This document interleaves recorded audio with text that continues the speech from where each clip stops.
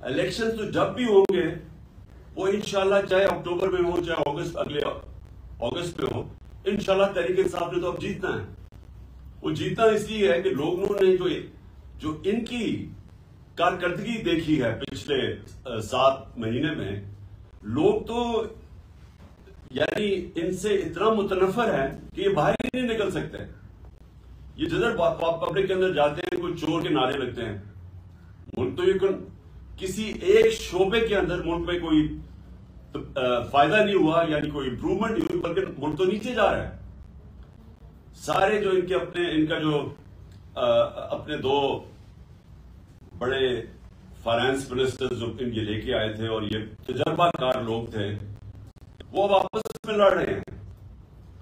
وہ جو مفتاح اسماعیل ہے، وہ جو پہلا فائنانس منسٹر ہے، وہ تو اب یہ کہہ رہا ہے کہ یہ ڈیفالٹ کی طرف لے کے جا رہا ہے اسحاق ڈار، اور اسحاق ڈار کہہ رہا ہے کہ اس نے کچھ کیا ہی نہیں ہے جب وہ فائنانس منسٹر تھا. دونوں ہی سچ بول رہے ہیں.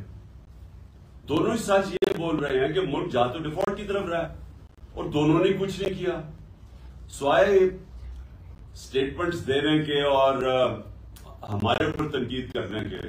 ان کے پاس تو اب کوئی روڈ میپ ہی نہیں ہے اس ملک کو بچانے کے لیے. اور جو باہر کی بھی فائنینشیل مارکیٹس ہیں اور پاکستان کے اندر بھی جو بزنس کمیونٹی ہے، ان کو پوری طرح اعتماد ان کے اوپر اٹھ چکا ہے. وہ سمجھتے ہیں کہ اب ان کے پاس کوئی اب حل ہی نہیں ہے، کوئی روڈ میپ نہیں ہے. تو لہٰذا ملک کا جو معاشی حالات ہیں وہ بڑی تیزی سے نیچے جا رہے ہیں. اور کوئی بھی شعبہ، بزنس لے لیں، انڈسٹری لے لیں، زراعت لے لیں، آئی ٹی لے لیں، ایک اس وقت ملک کے اندر جو اس ملک کو ویلتھ کریشن کر سکتا ہے، دولت میں اضافہ کر سکتا ہے، ایک بھی نہیں ہے شعبہ جو کہ ان کی جو اب اس حکومت کے اوپر اعتماد رہ گیا ہو. تو نہ اندر سے کوئی اس کے اوپر اعتماد رکھتا ہے، نہ باہر سے. 75% پاکستانی کہہ رہے ہیں الیکشنز کرواؤ، کیونکہ وہ بھی سمجھ گئے ہیں گورنمنٹ فیل ہو گئی ہے. تو اس میں ہم نے صرف ان کو یہ کہا کہ ہم تو یہ کرنے جا رہے ہیں. آپ کو اگر ملک کی فکر ہے تو آپ اس وقت کیونکہ ملک آپ سے سنبھالا نہیں جا رہا، ملک جا رہا ہے ڈیفالٹ کی طرف، تو آپ بھی الیکشنز کروا دیں. ایک جنرل الیکشن ہی ہو جائے، بجائے یہ کہ 66% پاکستان میں ہوگا. یہ میرا مقصد ان کو کہنے کا تھا. باقی ان سے بات چیت کس چیز پہ ہوگی، ہو ہی نہیں سکتی. یہ جس لیے گورنمنٹ میں آئے ہوئے ہیں اور ہم نے اپنی طرف سے پوری زور لگایا گورنمنٹ کرنے میں، اس میں زمین آسمان کا فرق ہے. ان کا صرف گورنمنٹ میں آنے کا مقصد کیا تھا؟ اپنی چوری معاف کروانے کے لیے. پہلے ہی اپنی چوری معاف کروا چکے تھے جنرل مشرف سے این آر او لے کے. اب یہ دوسرا این آر او انہوں نے لیا ہے، وہ بھی بدولت جو ان کے ہینڈلرز تھے انہوں نے ان کی وہ سہولت کار بنے ان کو دوسرا این آر او لینے کے لیے. اور جنرل مشرف کو جو سب سے بڑی تنقید ہوئی تھی وہ اس کے این آر او دینے پہ تھی. باقی تو جنرل مشرف نے ان دونوں پارٹی سے ملک کو بہتر چلایا تھا. لیکن اس کو جو لوگ برا بھلا کہتے ہیں، لوگ ابھی بھی نہیں بھول سکتے کہ چوری ہوئی ملک کی. دیکھیں چوری ہوتی ہے کسی مثلا میرے گھر چوری ہو گئی، لیکن کرپشن ملک کا پیسہ چوری ہوتا ہے. تو جنرل مشرف کے پاس تو اختیار ہی نہیں تھا کہ جو ملک کا پیسہ چوری ہو وہ معاف کر دے. اور اب پھر 1100 ارب روپے کا انہوں نے یہ آئے ہیں اور ان کا صرف ایک مقصد تھا کہ 1100 ارب روپے کے ان کے کیسز معاف ہوں. تو سب کے کیسز معاف ہوتے جا رہے ہیں. یہ دار بھی بچ گیا ہے. دار کا میں یاد کروا دوں کہ اس سے پوچھا تھا کہ $5 ملین آپ نے اپنے بچوں کو بھیجے ہیں، آپ نے کدھر سے بھیجے ہیں؟ آپ کی انکم میں تو یہ شو نہیں ہو رہا. اس نے کہا جی مجھے وہ ابو دھابی سے، میں کسی ابو دھابی کے شیخ کے لیے کام کرتا تھا تو اس نے مجھے پیسہ دیا. انہوں نے اگلا سوال پوچھا کہ اگر اس نے پیسہ دیے تو آپ کے پاس کوئی تو ثبوت ہوگا. کسی نے $5 ملین آپ کو ایسے کیش میں تو نہیں پکڑا دیا، کوئی تو ہوگا، کوئی چیک وغیرہ. جب اس سے یہ سوال پوچھا گیا، وہ اس کے جہاز میں بیٹھ کے جو پرائم منسٹر تھا خاقان عباسی، اور وہ ملک سے فرار ہو گیا. اب آ کے انہوں نے قانون اتنا بدل دیا کہ وہ بھی پاک ہو گیا، اور اب وہ مریم بھی بچ گئی ہے، نواز شریف کی تیاری ہو رہی ہے اس کو بھی بچانے کے لیے، آصف زرداری کے کیسز وہ ختم ہو رہے ہیں، 1100 ارب روپے کا ملک کو ڈاکہ پڑ رہا ہے، اور یہی انہوں نے ابھی تک اگر ان کا کوئی کارنامہ ہے تو وہ ہے کہ اپنے کیسز معاف کروا لیے اور اس کا جو دوسرا ان کی کوشش ہے کہ کسی نہ کسی طرح عمران خان کو ڈسکوالیفائی کرے، کسی نہ کسی طرح پی ٹی آئی کے لوگوں کے اوپر کیسز کریں تاکہ ہم ناک آؤٹ کر دیں، یعنی ٹیکنیکل ناک آؤٹ کر کے تو ہم کسی طرح الیکشن جیت جائیں، اور یہ نہیں جیت سکیں گے۔ تو ملک کا اس وقت ضرورت یہ ہے کہ سیاسی استحکام آئے، اس کی وجہ سے معاشی استحکام آئے گا، سیاسی استحکامات آ سکتا ہے صرف ایک طریقے سے، وہ ہے الیکشنز، اور اسی لیے آج 75% قوم اس چیز کے اوپر آ گئی ہے کہ الیکشنز کے علاوہ کوئی دوسرا راستہ نہیں ہے، اور ہم نے ان کو اس لیے آفر کیا کیونکہ ہم اسمبلیاں ڈیزالو کرنے جا رہے ہیں پنجاب اور کے پی کی، اور وہ اس لیے ہم کرنے جا رہے ہیں کہ ہم سمجھتے ہیں آپ کی یہ ملک کی ضرورت ہے الیکشنز، اور پی ٹی آئی کی ضرورت الیکشنز نہیں ہے اس وقت۔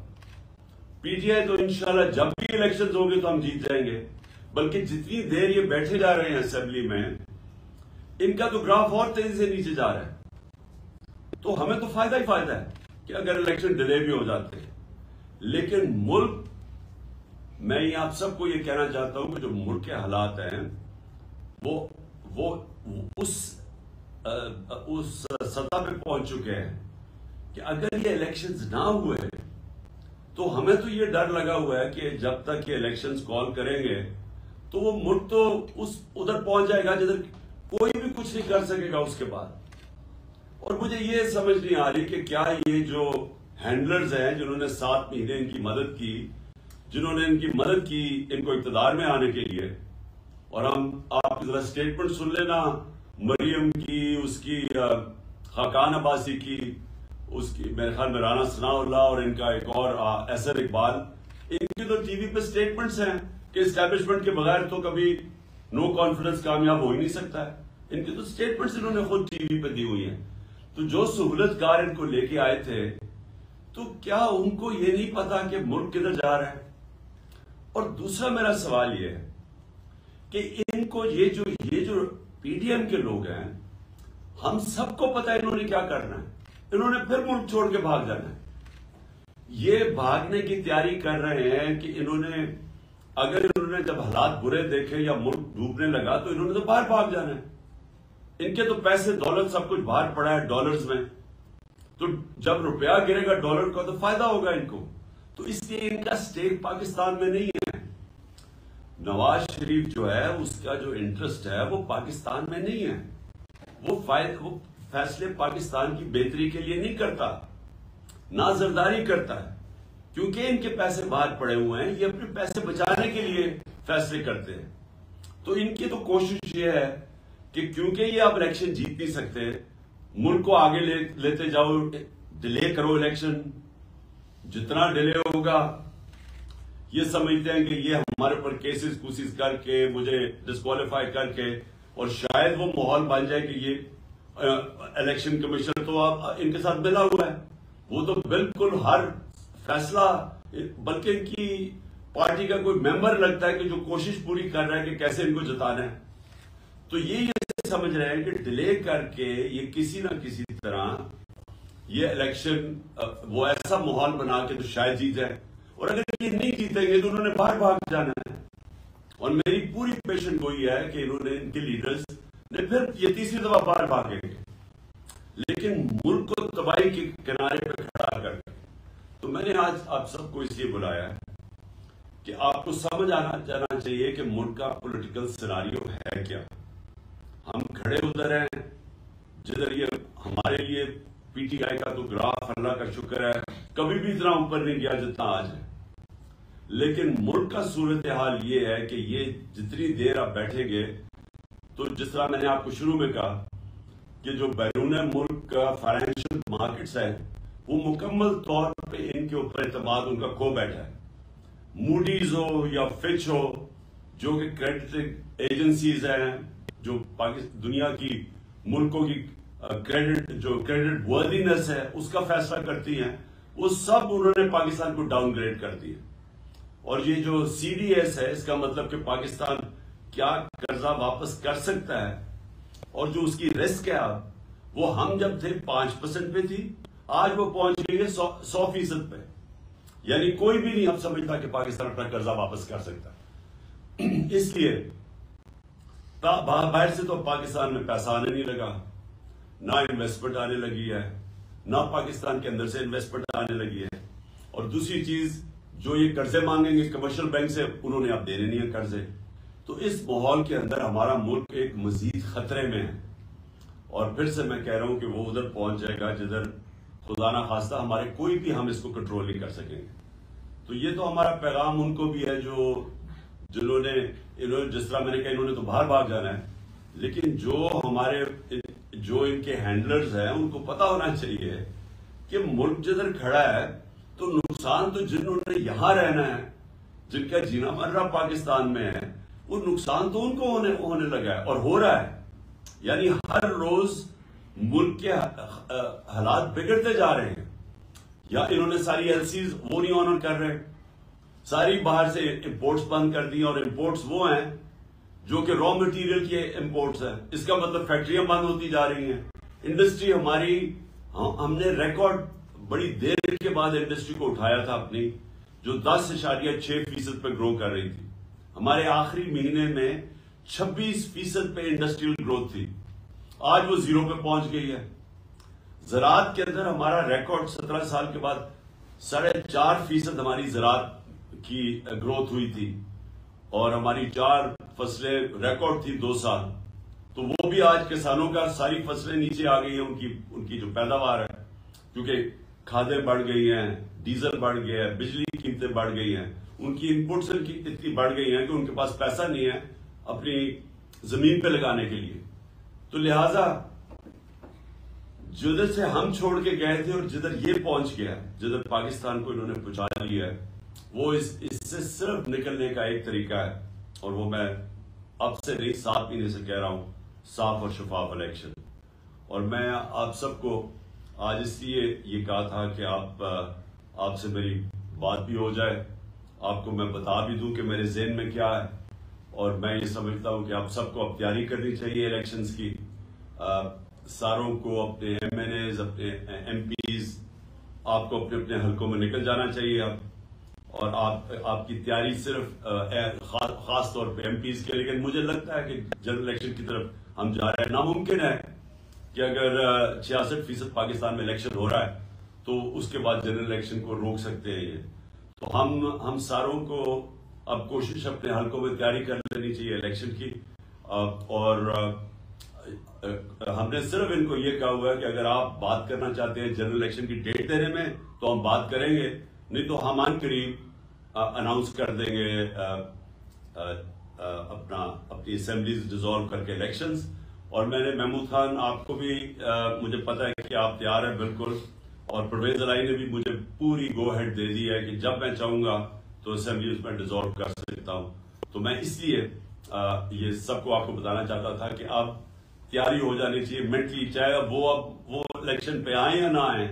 اگر وہ آئیں گے تو ٹھیک ہے، جنرل الیکشن پہ ہم چلے جائیں گے، لیکن اگر وہ نہیں آتے تو ہم نے اسی مہینے انشاءاللہ اپنی پروونشل اسمبلی سے کو ڈیزالو کر کے ہم نے پھر اب الیکشنز کی طرف نکل جانا ہے. ہاں، ایک میں نے آپ سب کو کہنا تھا کہ بڑا ضروری ہے کہ آپ نے اعظم سواتی کے لیے پروٹیسٹ کرنا ہے. سب کو میں کہہ رہا ہوں، جو اس سے ظلم ہوا ہے یہ ظلم کی انتہا ہے. ایک آدمی جس نے ٹویٹ کی ہے، دنیا کے اندر ہر جگہ آپ کو اجازت ہوتی ہے جمہوریت میں تنقید کرنے کی. ایک ٹویٹ کے اوپر تنقید کرنے پہ اس کو تشدد کیا گیا. ایک 75 سالہ آدمی، اس کو پہلے اس کے پوتا اور پوتیوں کے سامنے مارا گھر میں جا کے، اس کے بعد اس کو لے جا کے یہ ڈرٹی ہیری نے کے آرڈرز پہ اس کو انہوں نے اس کے اوپر تشدد کیا ننگا کر کے. اور اس آدمی کا کوئی بھی اس کے اوپر اس طرح کا ظلم ہوا ہوتا تو اس کا غصہ آنا تھا. اس کے بعد اس کی جو سب سے بڑا ہمارے معاشرے کے اندر ایک ہمارا معاشرہ اسلامی معاشرہ ہے, اس کی جو ویڈیو بنا کے اس کے گھر اس کی فیملی کو دی گئی, یعنی کون آدمی ہے اس کے بعد ریئیکٹ نہیں کرے گا؟ میری طرح کا آدمی, میں تو خود کش حملے کے لیے تیار ہو جاؤں گا میرے گھر سے مجھے کوئی اس طرح کرے. یعنی میں تو اپنا سارا, میں اس کے بعد تو صرف ایک چیز میرے ذہن میں آیا کہ میں نے بدلہ کیسے لینا ہے, اور میں ہر سطح پہ جاؤں بدلہ لینے کے لیے. تو وہ آدمی جب اس کا ذہنی اس کا سوچ دیکھے کہ وہ کدھر پہنچا ہوا ہے, تو اس سے اگر منہ سے چیزیں نکل بھی گئی تو یہ تو دیکھیں کہ ہوا کیا ہے. آپ سب بیٹھے ہوئے ہیں اور میں آپ سب کو جانتا ہوں کہ آپ کو سب کسی سے بھی یہ ہو تو آپ سارے اسی طرح ریئیکٹ کریں. کون غیرت مند آدمی اس طرح ریئیکٹ نہیں کرے گا؟ اور اس کو آپ پکڑ کے اس کے اوپر 30 FIR کاٹ دیا, اس کو کوئٹہ لے گئے, اور اس کی ہارٹ کی کنڈیشن ہے. ہم یہ یا ابھی سب اگر اعظم سواتی کو کچھ ہوا, ہم سارے FIRs کاٹیں گے ان سب لوگوں پہ جو ذمہ دار ہیں اس سے یہ اس کے اوپر تشدد کرنے پہ, اور اس کو پھر یہ جو اس کو کوئٹہ لے کے گئے ہیں جس طرح پکڑ کے لے کے گئے ہیں. سارا ہمارے جسٹس سسٹم کا مذاق اڑ گیا. پاکستان کے اندر فنڈامنٹل رائٹس, یعنی میں پھر سے بڑے ادب سے اپنی عدلیہ سے کہتا ہوں کہ اگر آپ اس قوم کے فنڈامنٹل رائٹس کو کی حفاظت نہیں کریں گے تو اور کون کرے گا؟ کہ کس کے پاس ہم جائیں کہ اتنی بڑی وائلیشن ہو رہی ہے انسانی حقوق کی, تو اس کا یہاں تو اس کا مطلب جنگل کا قانون ہے, تو طاقتور جو مرضی کر سکے. تو اس لیے میں چاہتا ہوں کہ ساروں کو آپ کو اس کے اوپر سٹیٹمنٹس دینی چاہیے اور کھڑا ہونا چاہیے. آپ کو ساروں میں اپنے لوگوں کو اویئر کرنا چاہیے کہ اگر یہ آج اعظم سواتی سے ہو سکتا ہے تو یہ آپ کے کسی سے بھی یہ ہو سکتا ہے. ہم کسی سے بھی یہ کر سکتے ہیں. یہ نہ سمجھے کہ اعظم سواتی سے وہ, اور ہمارے کئی لوگ سوچتے ہیں کہ چل جی ہمارے سے نہیں ہوگا. یہ تو ایک دفعہ اگر اس کے اوپر یہ جس طرح کر رہے ہیں, یہ تو کوئی بھی پاکستان میں اس کا مطلب ہم کوئی بھی اگر منہ کھولیں گے اور کوئی اپنا آزادی رائے کا اظہار کریں گے تو ہم کسی سے بھی ہو سکتا ہے. ارشد شریف سے جو ہو چکا ہے, یہ بھی کوئی اس کی کوئی مثال ہے کہ پاکستان کا نمبر 1 انویسٹیگیٹو جرنلسٹ, اور سب کو پتا ہے کہ وہ سب سے کریڈیبل باضمیر آدمی, محب وطن پاکستانی, ساروں کو پتا ہے. اس لیے لوگ اس کو اتنا پسند کرتے تھے, اس لیے وہ اوپینین میکر تھا. لوگوں کو پتا تھا کہ وہ ملک کے لیے کھڑا ہے, ملک کے مفادات کے لیے. اس سے جو ہوا ہے اور اسے جا کے باہر قتل کر دیا ہے. اور مجھے اتنا افسوس ہے اپنے صحافی برادری سے کہ اس کے لیے نہیں آپ کھڑے ہوں گے, اور آپ کی جس کی بھی وجہ سے اس کے لیے کھڑے نہیں ہو رہے, یہ تو اس کا مطلب آپ سب کسی سے بھی ہو سکتا ہے. کسی بھی صحافی, اگر ارشد شریف سے ہو سکتا ہے تو کسی سے بھی ہو سکتا ہے. اس لیے میں اپنی قوم کو کہتا ہوں کہ یہ وقت ہے اپنی حقیقی آزادی کے لیے کھڑے ہو. حقیقی آزادی آتی ہے حقوق سے. حقوق ملتے ہیں رول آف لا سے, انصاف سے. تو یہ پاکستان میں وہ وقت ہے. تو آپ سب کو میں یہ کہنا تھا کہ آپ سب کو مینٹلی پریپیئر ہونا چاہیے کہ ہم نے ابھی الیکشن میں بھی جانا ہے, اور یہ ہماری مسلسل جدوجہد جاری رہے گی. یہ پہلا قدم ہوگا انشاءاللہ جب ہم اپنی پروونشل اسمبلیز میں الیکشنز کروائیں گے. محمود خان, آپ تھینک یو, اور آپ پلیز کچھ کہنا چاہتے ہیں.